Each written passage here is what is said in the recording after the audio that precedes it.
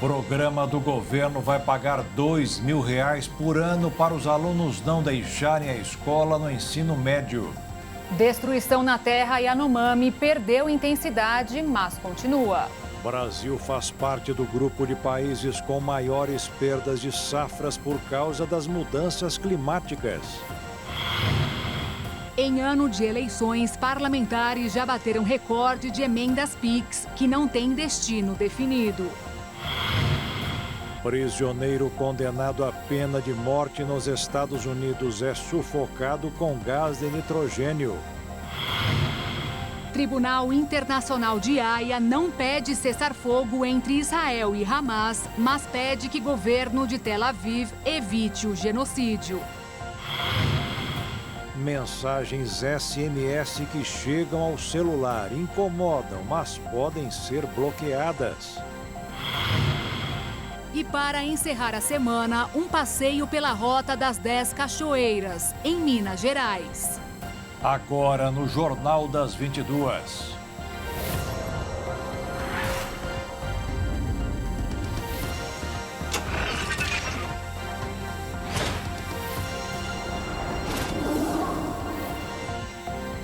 Olá, boa noite. Boa noite. Começou a valer hoje o programa Pé de Meia. Para combater a evasão escolar no ensino médio da rede pública, o governo federal vai dar dinheiro para quem não abandonar os estudos. Cada estudante vai receber ao todo R$ 2.000 por ano através do programa Pé de Meia do governo federal, sendo 200 pagos no ato da matrícula e mais 9 parcelas de R$ 200 se conseguir manter uma frequência escolar acima de 80% das horas letivas.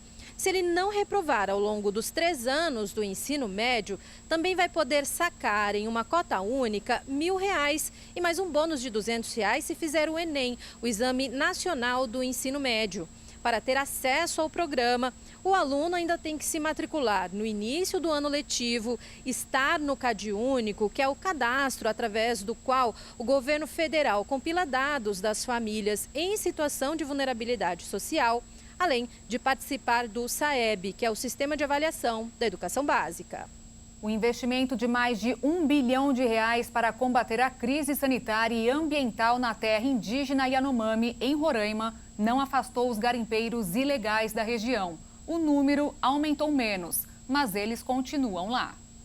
O relatório elaborado pela Utucara, Associação Yanomami, com o apoio do Greenpeace e do Instituto Socioambiental, o ISA, revela que a área de garimpo ilegal expandiu 7% ao longo de 2023 na terra indígena Yanomami, em Roraima. O número de mortes por doenças evitáveis seguiu o mesmo patamar de anos anteriores. 308 indígenas morreram dentro da reserva sem que os servidores da saúde conseguissem atender a comunidade por medo dos garimpeiros. Mais de 25 mil casos de malária foram registrados ao longo do ano e a vacinação também não alcançou as metas de imunização. O estudo apresentado nesta sexta-feira demonstra que nos primeiros meses do atual governo, cerca de 80% dos invasores foram retirados da terra indígena Yanomami, mas no segundo semestre do ano houve retorno massivo dos garimpeiros. Em pelo menos 12 localidades dentro da terra indígena, os garimpeiros seguem fazendo extração ilegal de minérios e, para burlar a fiscalização, eles mudaram o centro de operações logísticas para a Venezuela. O documento faz uma série de recomendações ao governo federal para enfrentar a emergência sanitária e garantir a segurança da população tradicional na terra indígena. Entre as propostas apresentadas estão a retomada urgente das operações de desintrusão de garimpeiros do território, a apresentação de um plano para estimular o desarmamento voluntário, apoiar o reassentamento de comunidades afetadas pelo garimpo que queiram mudar de local e a criação de uma força-tarefa para o controle da malária na terra indígena. Procurado, o Ministério dos Povos Indígenas informou em nota que ao longo de 2023 o governo federal mobilizou uma operação interministerial para garantir acesso à saúde e manutenção da integridade da terra indígena. Um investimento de R$ 1 bilhão foi feito para o enfrentamento da emergência sanitária. Esse recurso resultou em mais de 20 mil atendimentos de saúde, distribuição de 50 mil cestas básicas e redução de 85% nas áreas desmatadas para o garimpo. Neste ano, o presidente da República já determinou a abertura de um crédito extraordinário no valor de R$ 1 bilhão e 200 milhões de reais para uma nova etapa da operação focada na criação de soluções permanentes. A Polícia Federal prendeu nesta sexta-feira a venezuelana Mireles Díaz-Zer, esposa do faraó das bitcoins. Ela estava foragida há mais de 2 anos e foi encontrada em Chicago, nos Estados Unidos.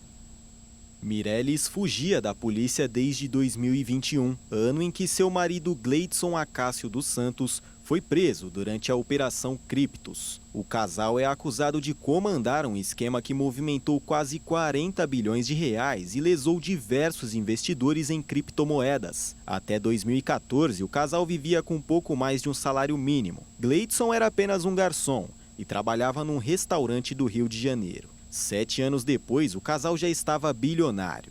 O problema é que todo esse dinheiro foi conquistado através de um sistema conhecido por pirâmide. Eles tinham uma empresa chamada GAS Consultoria Bitcoin, que prometia 10% de lucro em investimentos de clientes no mercado de criptomoedas. E detalhe, a firma nem chegava a investir.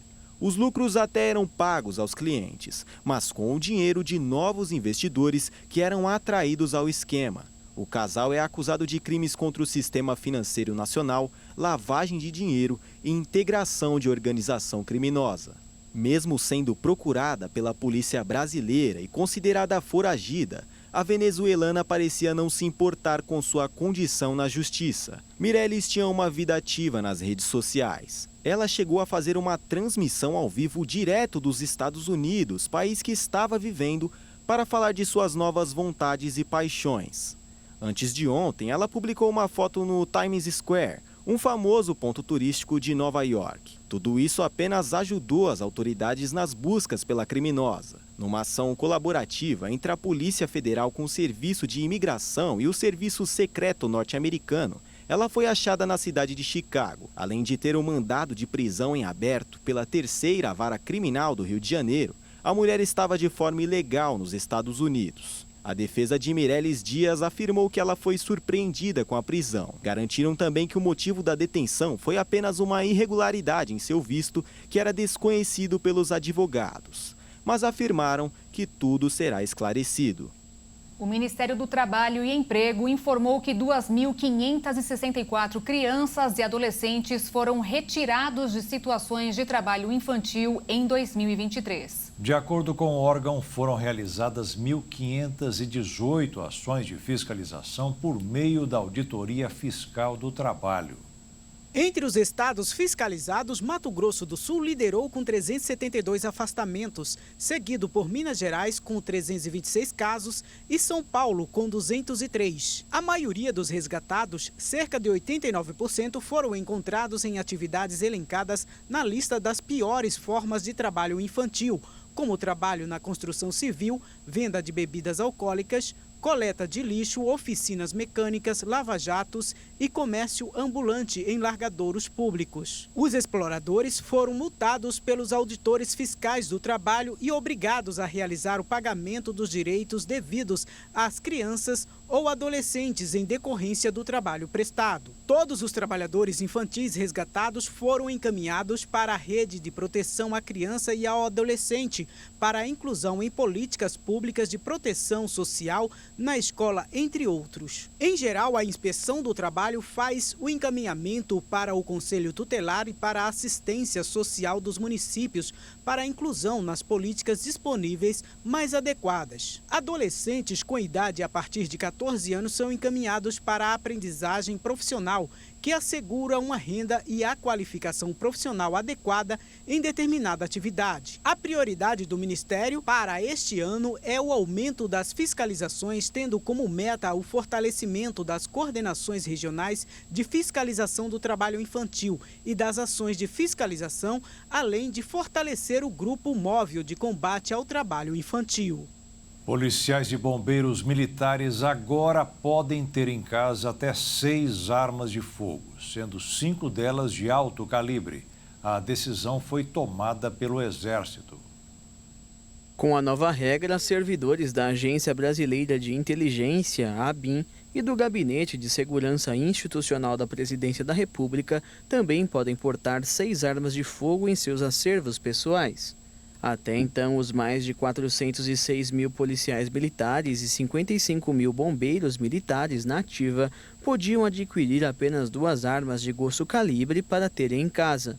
Com a portaria, o número foi ampliado para 5. As armas de uso restrito têm seu uso e porte autorizado apenas para as Forças Armadas, alguns órgãos de segurança e por pessoas habilitadas, como atletas de tiro. Até 2018, policiais militares podiam ter até 2 armas de uso restrito de calibres específicos em casa. Os fuzis, por exemplo, não estavam entre as armas autorizadas, mas em 2019, no primeiro ano do governo Bolsonaro, foi autorizado a compra de até 2 fuzis, desde que não efetuassem disparo automático. Mas em janeiro do ano passado, os integrantes das forças de segurança deixaram de ter um limite diferenciado para a compra destes equipamentos, após o presidente Lula assinar um decreto no primeiro dia de governo que suspendeu as regras que vigoravam durante o governo do ex-presidente Bolsonaro. Já com a nova regra autorizada pelo Exército, o número de armas restritas para ter em casa cresceu novamente. Os fuzis de disparo automático seguem proibidos. Os guardas municipais também gostariam de entrar na medida que autoriza as armas, mas o vice-presidente do Superior Tribunal de Justiça, ministro Ogê Fernandes, negou um pedido de habeas corpus preventivo feito por 3 guardas municipais da Bahia, que buscavam o direito de portar armas de fogo fora do serviço sem o risco de serem presos por isso. O ministro entendeu que não houve ameaça concreta à liberdade dos guardas que justificasse a concessão. E veja a seguir, em ano de eleições parlamentares, já bateram recorde de emendas PIX que não têm destino definido. E ainda, Brasil é um dos países com as maiores perdas de safras por causa das mudanças climáticas.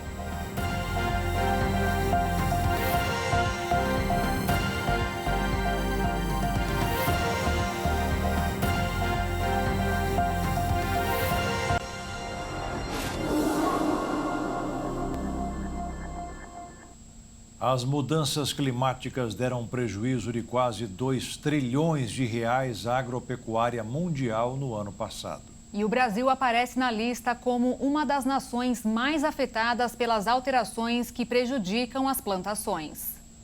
Além das emissões dos gases poluentes para a atmosfera, o fenômeno El Niño foi um dos responsáveis pelas alterações climáticas em grande parte do mundo. Como forma de exemplo, aqui no Brasil, o ano de 2023 foi marcado pela intensidade das chuvas e a forte seca. A seca, que atingiu a região sul, partes do centro-oeste e do sudeste entre o final de 2022 e o primeiro trimestre do ano passado, levou a prejuízos de mais de 75 bilhões de reais. Mas esses efeitos climáticos não ficaram restritos ao centro-sul do país. Ao longo do ano passado, o fenômeno El Niño fez com que as chuvas ficassem abaixo do esperado na região amazônica, provocando perdas por causa da seca também no Amazonas, no Pará, no Acre e no Amapá. Na contramão da seca, as chuvas intensas também marcaram presença na segunda metade de 2023, só que na região sul do país. Além das perdas humanas e materiais, a produção agrícola sulista também foi altamente prejudicada pelas condições climáticas extremas. A soma dos prejuízos agrícolas do Paraná, Santa Catarina e Rio Grande do Sul chegou na casa dos bilhões de reais e afetou também as importações dos produtos que movimentam de maneira expressiva a economia brasileira. Vale ressaltar que, segundo a Organização Meteorológica Mundial, o fenômeno El Niño deve durar até abril deste ano, ou seja, uma preocupação maior para as nações. Uma das principais ameaças de saúde pública no mundo é a resistência antimicrobiana. Isso acontece quando as bactérias sofrem alterações e se tornam resistentes aos medicamentos. O problema é que isso está caminhando a passos largos para deixar de ser uma ameaça e se tornar algo concreto. E o principal causador são as granjas de frango. A pecuária é um dos principais fatores para a disseminação dessas bactérias resistentes que não atinge somente os animais, como também os humanos. Um dos motivos mais conhecidos é o uso intenso de antimicrobianos nos animais para que as perdas de produção sejam reduzidas. Mas não é só isso que está deixando elas ainda mais fortes. Os cientistas da Universidade de Nottingham, no Reino Unido, descobriram que as bactérias de diferentes tipos que vivem no mesmo lugar, como no intestino de um animal, podem trocar informações genéticas relacionadas à resistência de medicamentos. Essa troca contribui para a propagação da resistência antibiótica. Justamente por isso, é importante entender como elas evoluem juntas no mesmo hospedeiro. Isso levará os cientistas a desenvolverem um tratamento ainda melhor contra tudo isso. O estudo, que durou quase 3 anos, coletou centenas de amostras de bactérias que são frequentemente encontradas em frangos de granjas chinesas. Todas são difíceis de combater com antibióticos. Mas o problema não é que elas serão transmitidas para os humanos quando eles comerem o frango. Na verdade, essas versões resistentes vão facilitar que elas cheguem até nós. Até porque possuem muita facilidade para se espalhar entre as pessoas. E quando os remédios não são mais capazes de combater os agentes causadores de doenças, o risco de tudo acabar em algo grave aumenta, principalmente como um óbito. O ex-ministro da Fazenda, Guido Mantega, desistiu do cargo de diretor-geral da Vale. Ele comunicou a decisão depois de várias negociações para um novo dirigente da empresa privatizada. Mantega foi elogiado várias vezes pelo presidente Lula, mas os diretores da Vale não aceitam interferências. O ministro de Minas e Energia, Alexandre Silveira, desmentiu qualquer pressão de Lula, alegando que ele jamais interferiria diretamente em uma empresa de capital aberto. Com isso, o ex-ministro da Fazenda abdicou de um salário de R$60 milhões por ano. Encerrando mais uma semana no mercado financeiro, os investidores avaliavam o resultado da prévia da inflação brasileira de janeiro, que veio abaixo das projeções, e o índice de preços PCE nos Estados Unidos, considerado o principal indicador de inflação do país, que veio em linha com o esperado. Com isso, o dólar fechou em queda de 0,24%, cotado em R$ 4,91 na venda. E a Bolsa de Valores fechou em alta de 0,62% aos 128.967 pontos. O índice que mede a prévia da inflação do mês de janeiro ficou em 0,31%, mais abaixo do que a expectativa do mercado. O que continuou liderando as altas foram os preços da alimentação, saúde e cuidados pessoais e cuidados com a saúde. No acumulado em 12 meses, o IPCA 15 de 4,47% também apresentou redução, o que sinaliza a possibilidade de uma nova redução na taxa de juros na reunião do Copom, marcada para a semana que vem. Quase metade dos trabalhadores em todo o mundo estão preocupados com uma possível demissão neste ano. Mas esse receio ultrapassa o medo, né, Beatriz? É verdade, e acaba afetando até mesmo as ações tomadas dentro dos locais de trabalho. A preocupação traz mais cautelas nas decisões dos trabalhadores.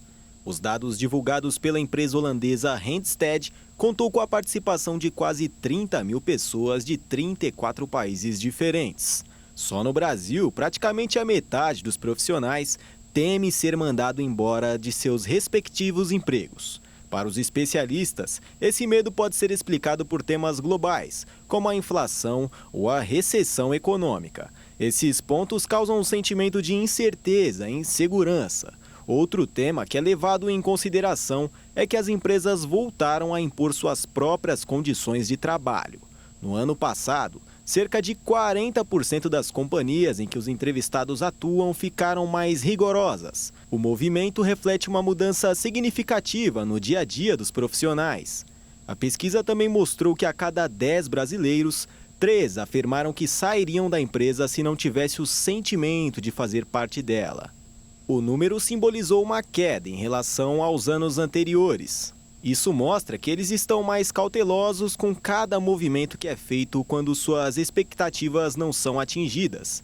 Além do medo, acabam não evoluindo dentro dos seus postos. Eles não se arriscam com o objetivo de fazer coisas novas e continuam seguindo o mesmo padrão de sempre, ou seja, fazendo apenas aquilo que é necessário. Após a companhia aérea Gol anunciar que suas empresas entraram com um pedido de recuperação judicial nos Estados Unidos, muitos clientes ficaram preocupados com possíveis cancelamentos de voos. Mas, de acordo com a empresa e especialistas, não há motivo para se preocupar.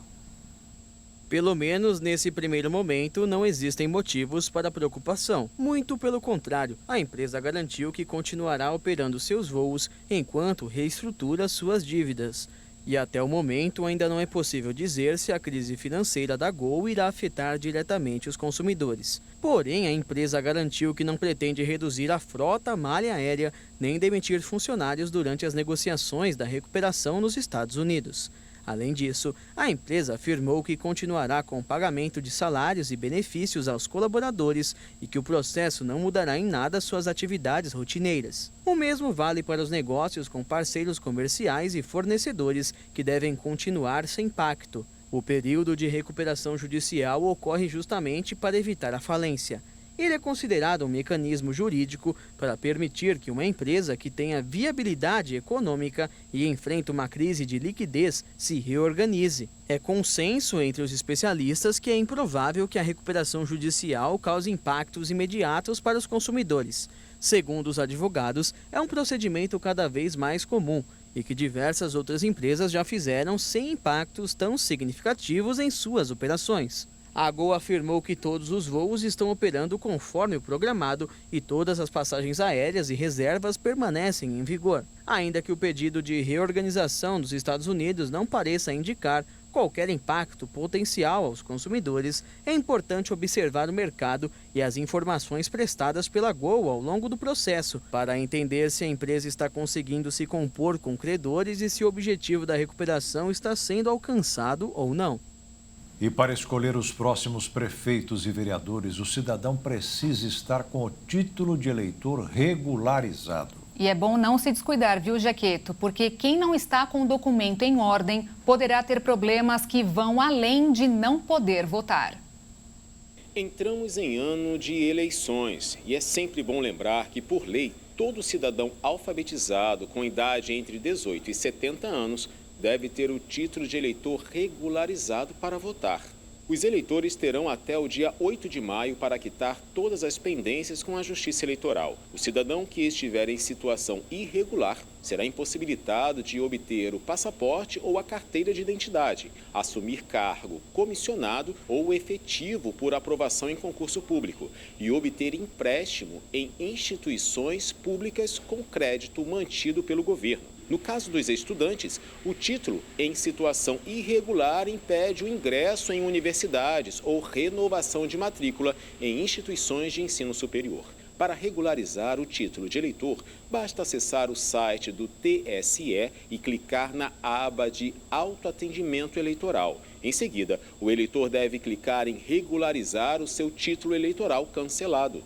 Durante esse processo, serão solicitados alguns documentos e certificados a depender do motivo da irregularidade. Por isso, não perca o prazo e regularize o título de eleitor o quanto antes. E já que este ano tem eleição, o valor destinado por parlamentares para as chamadas emendas PIX já é recorde. Serão mais de 8 bilhões de reais, que correspondem a 1/3 do valor que os deputados e senadores têm direito dentro das chamadas emendas individuais, que são impositivas, ou seja, obrigatórias. As emendas individuais de transferência especial, termo técnico das emendas PIX, foi a modalidade preferida pelos parlamentares. Obrigatoriamente, 50% pelo menos dos valores precisam ter como destino a saúde. A outra metade é de livre escolha. No orçamento de 2024, deputados e senadores aplicaram 13 bilhões de reais na saúde. Dos 12 bilhões e 100 milhões de reais restante, 68% vão para estados, municípios e para o Distrito Federal, pelas transferências especiais. A opção pelas emendas PIX superou, por exemplo, investimentos em áreas como desenvolvimento social, educação, esporte e cultura. O envio de verbas para a área de desenvolvimento social gira em torno de 657 milhões de reais, 12 vezes menos do que os parlamentares encaminharam via transferência especial para estados e municípios.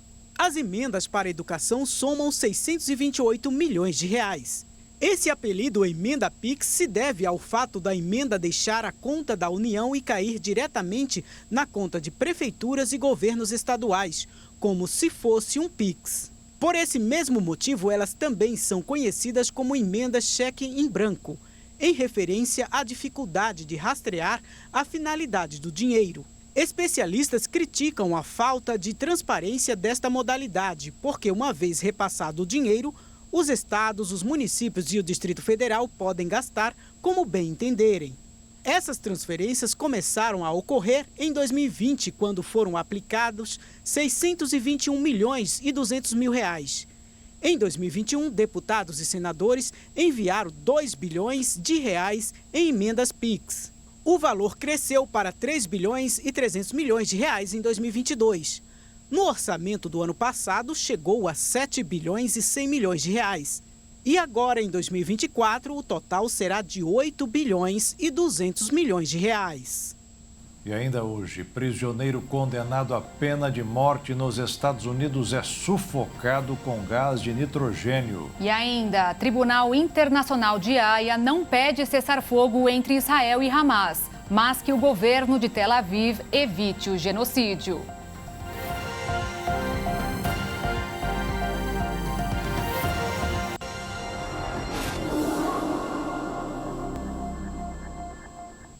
Os cartórios de todo o país registraram recorde no registro de atas que comprovam os crimes de bullying e cyberbullying, um problema que afeta crianças, adolescentes e adultos.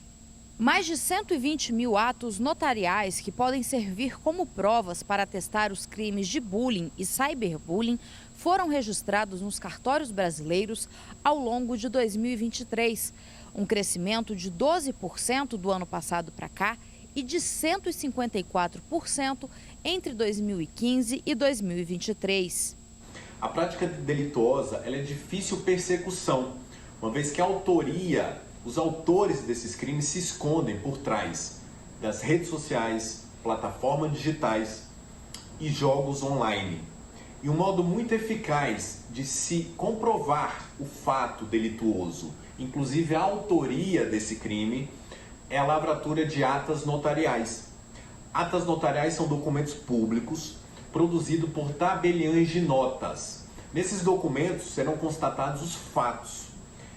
Nas escrituras de atas notariais constarão vídeos, imagens, sons, todos os elementos necessários à busca da autoria e da materialidade delituosa. O levantamento é do Colégio Notarial do Brasil, que tem a expectativa que ao longo de 2024 esse número sofra um crescimento ainda mais expressivo com a nova lei que torna crime a prática de bullying. A lei aprovada pelo Congresso Nacional e sancionada pelo presidente da República no começo deste ano tipifica no Código Penal o crime de perseguição sistemática em meios físicos ou virtuais. A prática do bullying ou cyberbullying pode ser condenada com pena de 2 a 4 anos de prisão, além de multa. Se você praticar um cyberbullying, você pode ser condenado a uma pena de 2 a 4 anos de reclusão, mais pagamento de multa. A vítima desses crimes deve ter, no mínimo, alguma prova para demonstrar que está sendo vitimada, açoitada por essa prática criminosa. Quando você tiver alguma prova dessa conduta, procure uma delegacia de polícia, registre um boletim de ocorrência para que esses transgressores da norma respondam às penas da lei. É absolutamente importante observar que essa lei se aplica a todos, sejam pessoas adultas, adolescentes ou crianças. É claro que quando se fala em criança e adolescente, ele tecnicamente não cometeria um crime, mas um ato infracional análogo a um crime. Responderá também com base na lei. É importantíssimo destacar que se as vítimas forem crianças ou adolescentes, qualquer pessoa, o responsável, pode se dirigir ao tabelionato de notas ou, por meio da plataforma do Colégio Notarial do Brasil, do e-notariado, requerer a lavratura da escritura pública. Ou seja, não necessariamente a vítima precisa ser o solicitante desse ato notarial. Agora, a partir de agora, com a tipificação criminal do bullying, do cyberbullying, não apenas a vítima irá perquirir acerca da autoria dessa prática no âmbito civil, mas as autoridades policiais e as autoridades judiciárias também utilizarão dos meios de provas para comprovar a prática delituosa. O advogado também defende que as crianças e os adolescentes precisam ser educados e informados sobre o crime, para que conheçam os limites. É absolutamente importante observar que hoje não apenas os pais, mas a própria comunidade escolar e a sociedade, em especial o Estado, devem hoje, por meio de critérios educativos, a informar a essas crianças, a esses adolescentes, a diferença de uma brincadeira para um bullying ou um cyberbullying, porque o direito da pessoa termina onde começa o do terceiro. Deve haver, a partir desse ano, inúmeros programas educativos para ensinar, para educar, para coibir uma prática tão desastrosa que causará prejuízo para a vida toda da criança e do adolescente. Os motoristas ganharam mais tempo para fazer o exame toxicológico. Quem não fizer estará sujeito a várias penalidades. O Conselho Nacional de Trânsito prorrogou o prazo para motoristas profissionais realizarem o exame toxicológico, que identifica se o condutor fez ou não o uso de alguma substância proibida, como drogas. O exame é obrigatório para aqueles que possuem a carteira das categorias C, D e E. Esses são os que dirigem veículos como caminhões, vans e ônibus, com habilitações novas ou renovadas a partir de 3 de setembro de 2017. O prazo original para a renovação havia terminado em 28 de dezembro do ano passado. Agora, o CONTRAN estabeleceu duas novas datas, até 31 de março para condutores com validade da CNH entre janeiro e junho e até 30 de abril para aqueles condutores cuja validade esteja entre julho e dezembro deste ano. Os motoristas que não fizerem a renovação podem ser multados em R$ 1.467,35, além da perda de 7 pontos na carteira. A Corte Internacional de Justiça ordenou nesta sexta-feira que Israel tome medidas para prevenir atos de genocídio enquanto trava uma guerra contra militantes do Hamas na faixa de Gaza, mas não chegou a pedir um cessar-fogo imediato. Ao decidir sobre uma ação apresentada pela África do Sul, o tribunal disse que Israel precisa garantir que suas forças não cometam genocídio e agir para melhorar a situação humanitária dos civis palestinos no enclave.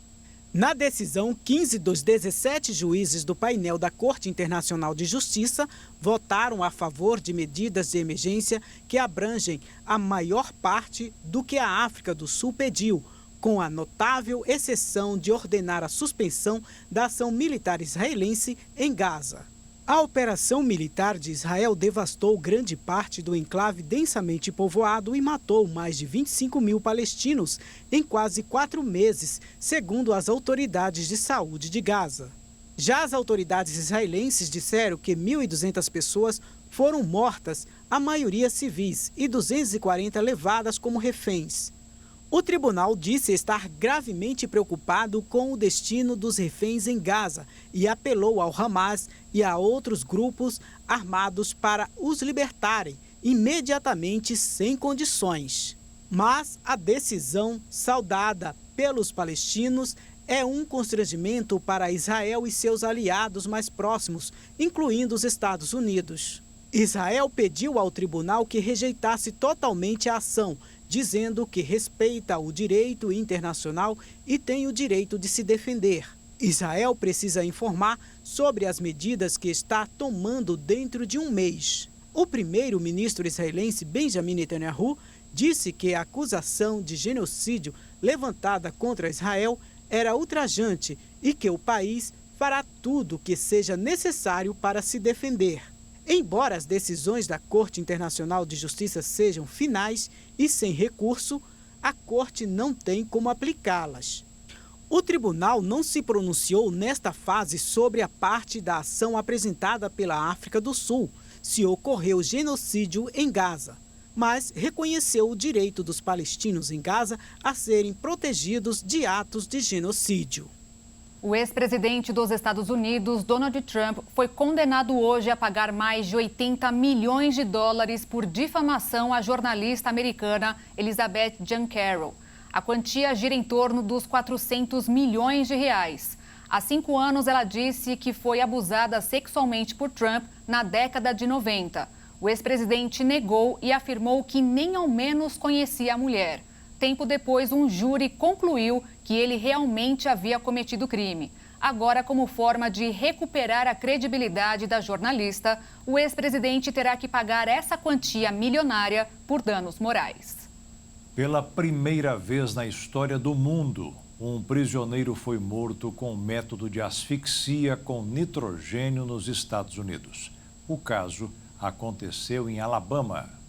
Kenneth Smith, de 58 anos, foi declarado morto às 8 horas e 25 minutos pelo horário local, depois da execução ter sido adiada por algumas horas para aguardar o resultado do último recurso apresentado à Suprema Corte dos Estados Unidos, que rejeitou o pedido e decidiu que a aplicação da sentença poderia ser executada. Os agentes chegaram a colocar uma máscara no rosto de Smith, fazendo com que ele inalasse o gás nitrogênio puro. 5 jornalistas foram autorizados a acompanhar a execução. De acordo com os relatos, o homem se contorceu na maca, agonizando por alguns minutos antes de dar o último suspiro. Esta foi a primeira vez que a controvérsia tática foi usada no país para o cumprimento de uma sentença de morte, desde que a injeção letal foi introduzida em 1982. A ONU criticou a prática e enfatizou que a pena de morte é incompatível com o direito fundamental à vida. Já a União Europeia expressou profundo pesar pela execução do homem. O bloco disse que, de acordo com especialistas, este método é uma punição cruel e incomum. O governo dos Estados Unidos afirmou que os relatos da execução de um prisioneiro por asfixia com nitrogênio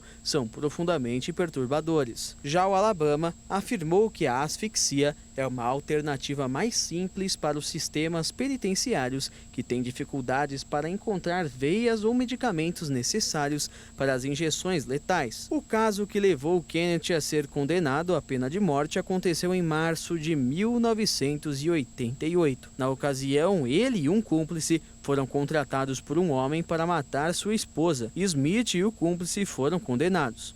O outro criminoso foi executado por injeção letal em junho de 2010, enquanto Kenneth continuou no corredor da morte. A execução do criminoso ganhou notoriedade em novembro de 2022, quando a tentativa de aplicar a injeção letal falhou. Amarrado a uma maca por mais de 1 hora, o condenado passou por sofrimentos físicos e psicológicos, resultando, segundo a defesa, em transtorno de estresse pós-traumático. A decisão de utilizar o gás nitrogênio como método alternativo gerou polêmica, com a defesa alegando que Smith estava sendo cobaia de um procedimento novo e experimental. E a seguir, mensagens SMS que chegam ao celular incomodam, mas podem ser bloqueadas. E ainda, para encerrar a semana, um passeio pela Rota das 10 Cachoeiras em Minas Gerais.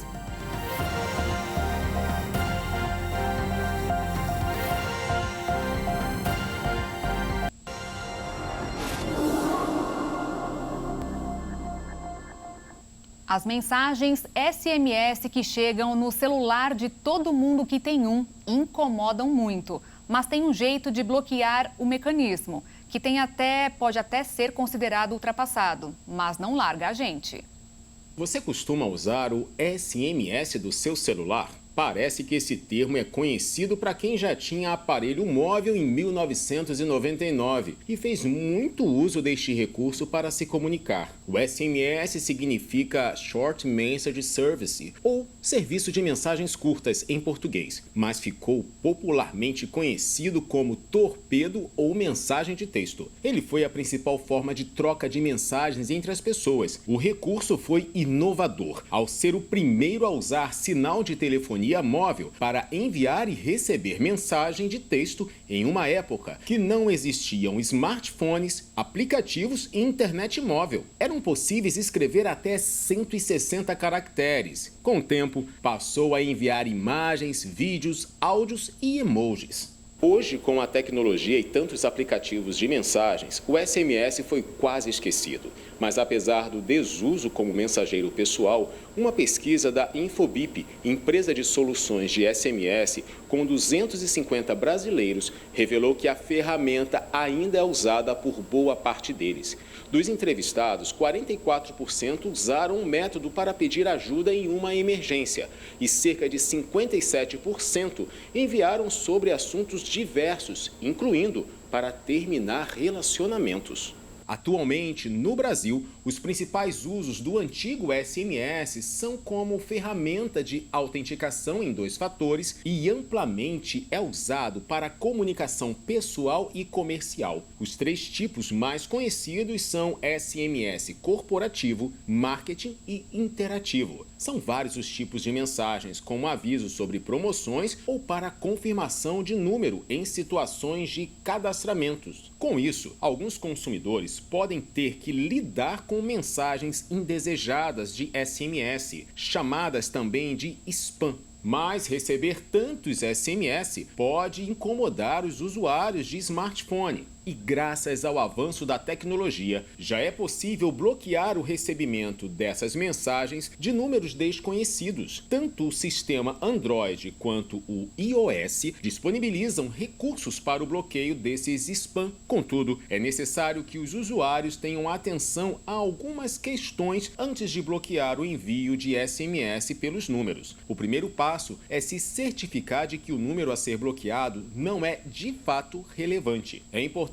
também guardar as informações antes do bloqueio, visto que a medida irá deletar as mensagens enviadas pelo número em questão. Para bloquear no sistema iOS, basta no aplicativo Mensagens selecionar a conversa com o número indesejado, clicar no ícone de contato e, em seguida, em Info e, por fim, escolher a opção Bloquear este chamador. O contato bloqueado não ficará sabendo sobre o bloqueio, assim como também não irá descobrir se as mensagens que estão sendo enviadas são entregues ou não. Já no caso dos aparelhos com Android, é necessário ir até o aplicativo de mensagens, selecionar o número que deseja bloquear, abrir o menu Suspenso e clicar em Bloquear e denunciar spam. Por fim, basta confirmar o bloqueio. Pronto! O usuário não receberá nem ligações, nem os SMS indesejados. O rei Charles III passou hoje por uma cirurgia de próstata e está bem. A família real ainda não divulgou por quanto tempo ele ficará no hospital. O Palácio de Buckingham afirmou que o rei de 75 anos deu entrada num hospital de luxo em Londres para fazer uma cirurgia contra um quadro de próstata aumentada. O hospital que Charles está internado é o London Clinic, um dos melhores do país e o mesmo que sua nora Kate Middleton está internada desde a semana passada, quando passou por uma cirurgia abdominal. A situação de Charles é considerada comum entre os homens com mais de 60 anos de idade. Os sintomas são vários: dificuldade de urinar, sensação de que a bexiga não foi totalmente esvaziada, além de um aumento de idas ao banheiro. A necessidade da operação e o adiamento dos compromissos do monarca já haviam sido revelados pela corte britânica na semana passada. Revelar os detalhes de doenças não é algo comum entre a família real, mas desta vez, o Charles fez questão de compartilhar para incentivar outros homens que estão enfrentando sintomas a fazerem uma consulta médica. Deu certo. E a repercussão foi positiva, tanto que o rei agradeceu por isso no comunicado divulgado hoje pelo Palácio. Ele ainda nem deixou o hospital, mas segundo a sua esposa, a Rainha Camila, já está ansioso para voltar ao trabalho. Um estudo norte-americano mostrou que tomar doses de multivitamínicos diariamente pode ser fundamental para evitar o Alzheimer. Os remédios melhoram a memória e retardam em até 2 anos o envelhecimento cognitivo entre idosos. O estudo teve início após a Associação de Alzheimer dizer que no ano de 2060, de cada 4 americanos, quase um estará numa faixa etária com risco elevado de declínio cognitivo e doença de Alzheimer. Assim, os cientistas quiseram buscar alternativas para ajudar a preservar a função cognitiva antes do início dos sintomas. O estudo mais completo, chamado de Estudo de Suplementos de Cacau e Resultados Multivitamínicos, foi que deu os resultados mais completos. Ele foi realizado em grande escala e testou rigorosamente o extrato de cacau e suplementos multivitamínicos. O último relatório publicado recentemente trouxe resultados satisfatórios e confirmaram os benefícios consistentes e estatisticamente significativos de um multivitamínico diário, tanto para a memória como para a cognição global. A pesquisa analisou avaliações cognitivas detalhadas e presenciais de 573 participantes. Eles observaram um benefício modesto do multivitamínico em comparação com placebo na cognição global ao longo de 2 anos. Houve um benefício estatisticamente significativo da suplementação multivitamínica para alteração na memória episódica, mas não na função da atenção. A equipe também conduziu uma análise baseada em 3 estudos separados, com participantes sobrepostos ao tratamento, que mostrou fortes evidências de benefícios tanto para a cognição global quanto para a memória. Os autores do estudo acreditam que o multivitamínico diário retardou o envelhecimento cognitivo global, no equivalente a 2 anos em comparação com placebo. Apesar dos estudos, médicos afirmam que os compostos orgânicos não fazem diferença positiva para pessoas que não têm a falta deles. De acordo com especialistas, as evidências ainda não são suficientes para que os médicos prescrevam um suplemento com o objetivo de melhorar a memória. Um novo tipo de estrela que permanece silenciosa durante longos períodos de tempo antes de exalar uma nuvem de fumaça acabou de ser detectada pelos cientistas. Apelidada de velhas fumantes, este tipo de estrela recém-descoberta está localizada no coração da Via Láctea, segundo um estudo inglês. São gigantes vermelhas, astro que no final de sua vida adquire este tamanho e uma baixa temperatura superficial. Por sua cor pálida e avermelhada, às vezes não é possível vê-las. A equipe internacional de cientistas da Royal Astronomical Society, por trás desta descoberta, estava buscando por estrelas no final de suas vidas, ao longo de 10 anos de pesquisa, nos quais foram analisadas centenas de milhões de estrelas utilizando o telescópio Vista localizado no Chile. Buscavam por estrelas recém-nascidas chamadas protoestrelas, que são propensas a erupções frequentes e exuberantes. A investigação detectou 32 protoestrelas, o maior número encontrado até agora em apenas um grupo. Entretanto, em segundo plano, encontraram esta agradável surpresa, uma exalação que não havia sido detectada até agora. Segundo o estudo, existem muitos outros elementos pesados, qualquer coisa mais pesada que o hidrogênio e o hélio, nessa região da galáxia, que poderiam criar mais poeira na atmosfera da estrela. Os componentes desse pó permanecem sendo um mistério. Entretanto, se essa teoria estiver correta, então a quantidade de matéria ejetada por estas estrelas poderá desempenhar um papel significativo na forma como os elementos pesados são dispersos por toda a nossa galáxia e para além dela. Os pesquisadores encontraram pelo menos 21 velhas fumantes, porém suspeitam que há muito mais delas. Uma orquídea centenária que vive em Mook, no sul do Espírito Santo, produz uma das especiarias mais valorizadas do mundo, a baunilha. A planta veio do Jardim Botânico do Rio de Janeiro e foi levada para Mook pela família Cândido. Desde então, a tradição foi passada de geração em geração na família. Dos mais jovens até os mais velhos, todos lembram dos ensinamentos dos antepassados que cultivavam a planta. Depois de gerações, a produção que antes era caseira vem se tornando comercial. E hoje, uma das gerações mais novas da família toma conta da plantação. A família possui em torno de 15 pés, 8 deles produtivos. Um fato interessante é que o pé que produz esse ano No próximo ano não produz. Então eles têm que intercalar para ter sempre a baunilha todos os anos. O processo é manual e requer trabalho e muita dedicação.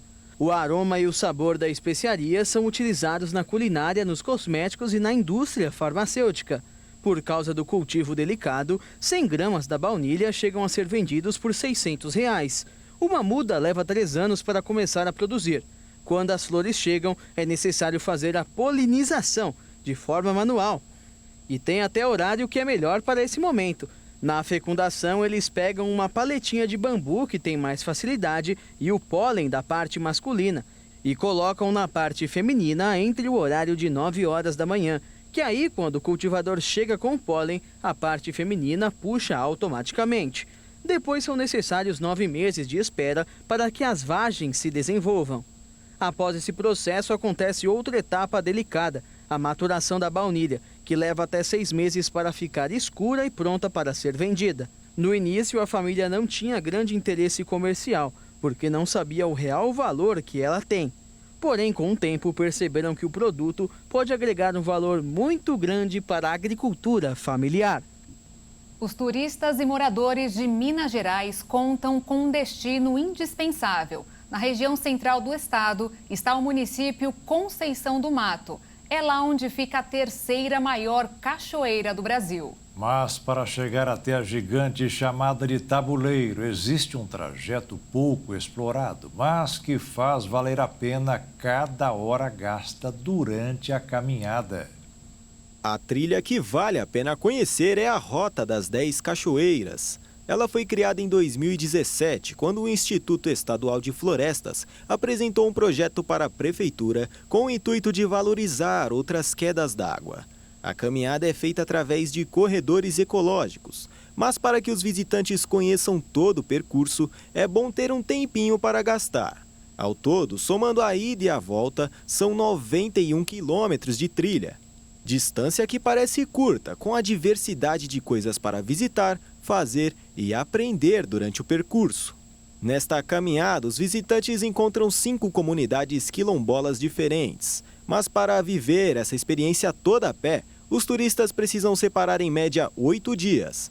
Para aqueles mais impacientes, existe também a possibilidade de percorrer o trajeto em dias alternados, visitando os circuitos separadamente.